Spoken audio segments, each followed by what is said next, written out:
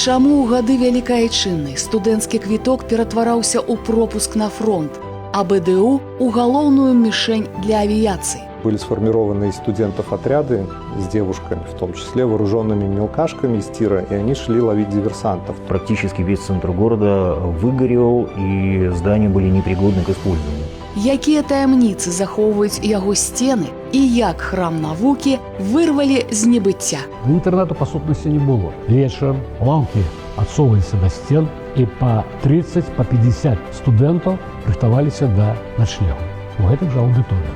Чым сёння дыхае універсітэт Фенікс і як архітэктура мінулага стала падмуркам навуковага прагрэсу? Миссия университета – это не только дать знания пресловутые, это сформировать человека культуры, который мог видеть бы свое предназначение, понимать свое место в стране. Дакументальная стужка «Паўсталыя з руін».